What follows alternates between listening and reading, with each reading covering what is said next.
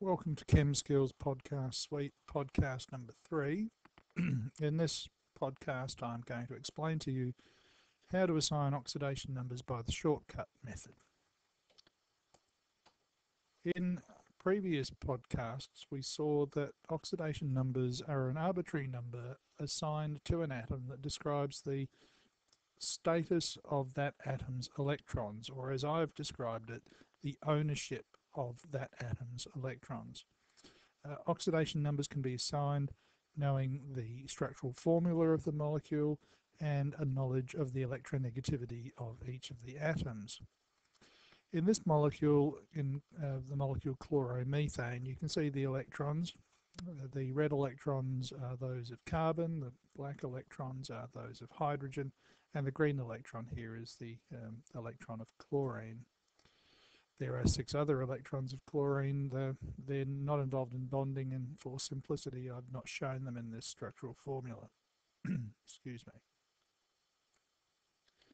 Now, if we look at the carbon-chlorine bond initially, we can see that the electrons have been drawn here closer to the chlorine. Now, that's because chlorine has a higher electronegativity, and the red electron belonging to carbon is now mostly controlled by chlorine. So in effect, carbon has lost control of that electron. When we look at the carbon-hydrogen bonds, we can see that the electrons are drawn closer to the carbon, and that's because carbon has a slightly higher electronegativity than hydrogen. So in effect, the carbon has gained control of 1, 2, 3 electrons, each coming from each of the hydrogens, because of the higher electronegativity. So carbon's lost 1 electron to chlorine, gained 1 electron, 3 electrons rather, from the hydrogens. So lost 1, gained 3, overall a gain of 2, and on that basis we would assign carbon an oxidation number of -2. Chlorine has gained 1 electron from carbon, the red one, so it would have an oxidation number of -1. And each of the hydrogens have lost an electron, so each of the hydrogens would be given an oxidation number of +1. And that's shown here in the molecular formula with carbon -2, hydrogen +1, chlorine -1. The oxidation numbers written above the symbols in the formula. And notice and remember that the sign of the oxidation number always precedes the number, and the number is written directly above the symbol. Also, the oxidation number for hydrogen here is the oxidation number for the single hydrogen atom. But drawing structural formulae can be very time consuming, and not everyone enjoys drawing structural formulae like me. So there is an easier way of assigning oxidation numbers if you can remember the rules. However, these rules are limited, so this process that I'm about to go through with you has limitations. So the rules.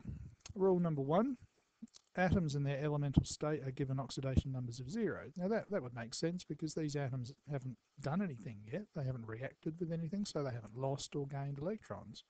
So the elemental formula for hydrogen is H2, and oxidation number 0. Elemental formula for oxygen is O2, so oxidation number 0. Carbon and phosphorus, and so on. Fluorine atoms are those atoms in the universe that have the highest electronegativity of all, and fluorine atoms have 7 valence electrons, room for 1 more, so in all the molecules in which fluorine is involved, it will gain 1 additional electron. So that means that it will always be given an oxidation number of minus, because it's gaining electrons, and electrons are negative, so minus, and 1, -1. So a few examples: in difluorooxide, fluorine is -1, hydrogen fluoride, -1, fluoromethane, -1.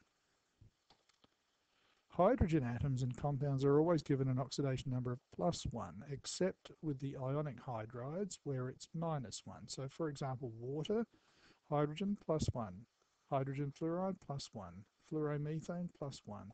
But this is an ionic hydride. Now I know that because sodium is a metal and hydrogen is a non-metal. So metal-non-metal compounds are ionic. And because hydrogen is the non-metal, it has the higher electronegativity of the two. So it will take sodium's electrons. And sodium has one electron, hydrogen needs one electron, so therefore it only gains one electron, so an oxidation number of -1. Rule number 4. Oxygen atoms in compounds are always given an oxidation number of -2, except in the peroxides, where it's -1, and when it's bonding with fluorine, of course, where it will be +2, because fluorine is the only atom that has a higher oxidation number than oxygen. Higher electronegativity than oxygen, I beg your pardon. Now in these examples, water, oxygen -2, carbon dioxide, oxygen -2, in difluorooxides bonding with fluorine, so fluorine takes its electron, so +2, and this is a peroxide, and I know that because of the characteristic formula. O2 is usually found in peroxides, so in this case the oxidation number is -1. Rule number 5, the oxidation number of monoatomic ions, that's single-atomed ions, is always equal to the charge on the ion. So oxide here is a single-atom ion, -2 is the oxidation number because it has 2 negative charges. Fluoride is a single-atom ion with 1 negative charge, so oxidation number 1. Magnesium is a single-atomed ion with 2 positive charges because it's lost 2 electrons, so +2 is the oxidation number. And aluminium is a triple positive ion with oxidation number +3. And finally, rule number 6, the sum of the oxidation numbers of all the atoms in a compound is equal to the ionic charge of that compound. So in the case of water, where there is no charge, it's a neutral molecule, when these oxidation numbers are all added up, it must add up to 0. So the molecule has 0 charge. There are 2 hydrogen atoms, which we've previously seen must have a +1 oxidation state, so 2 lots of +1 is +2. There's 1 oxygen with a -2 oxidation number, so total is -2, +2 -2, total is 0, and 0 because there's no charge on the water molecule. Now we can use this rule, the sum of the oxidation numbers rule, to find the oxidation numbers of an unknown, of an atom in a compound. Now in this case, in sulfuric acid, H2SO4, we know the hydrogen's always going to be +1. We know that oxygen's always going to be -2, according to the rules that we've just seen. And we know that the molecule has no charge. So if there are 2 hydrogen atoms, each of them +1, that gives us a total of +2. There are 4 oxygen atoms, each of them -2, that gives us a total of -8. We don't know what sulfur is, so we'll let that be X. But we do know that +2 plus -8 plus X, so in other words, the sum of all of these oxidation numbers has to be 0. And so when we solve this equation, we find that X has to be +6. And it can therefore be written in the formula, above the molecular formula for sulfuric acid, as so, with +6 above the sulfur. Now, there are a few little tricks when using this formula. First of all, what if there are 2 unknowns? Now, in this example, magnesium phosphate, we don't know, I mean, there isn't a rule for magnesium, and there isn't a rule for phosphorus. And the only one that we do know is oxygen, which is -2. And we know that there's no charge on this. So with 2 unknowns, magnesium and phosphorus, there's no way of solving this problem unless we realize that this compound is ionic. Now it's made of a metal part and a non-metal part, and that means that there are 2 sections to this molecule, to this structure, to this compound. There's the positive, the metal or the cation section, and the negative, the non-metal, the anion section. So if we split it into its 2 parts, the magnesium is the metal part, and we know that magnesium forms 2 positive ions.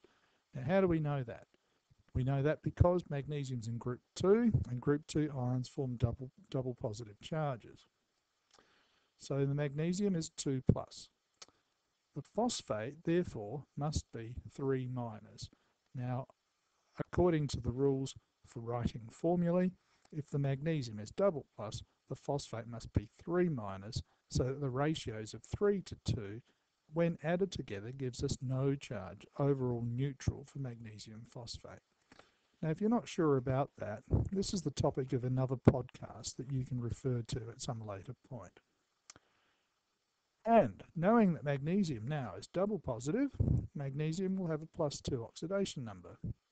If the phosphate ion is 3 negative, then we can use rule number 6. The sum of the oxidation numbers has to equal the charge. That would be 3 minus. This would give us an oxidation number on phosphorus of -5. Of course, oxygen, not shown here, but oxygen would be -2. The other situation that arises when using this is that you must remember that this is a way of determining the average oxidation numbers only. Now, if we look at this molecule, ethanoic acid or acetic acid, CH3COOH, because the molecule is neutral, the sum of the oxidation numbers have to add up to 0. There are 4 hydrogens, each of them +1, so that's a total of +4. There are 2 oxygens, each of them -2, so that's a total of -4. Let the carbons be X, so +4 plus -4 plus X equals 0, so therefore X must be 0. But this is the average oxidation number for carbon in this compound. If we study the structural formula of the molecule a little bit more closely and look at each carbon independently, now the red dots represent the electrons belonging to carbon.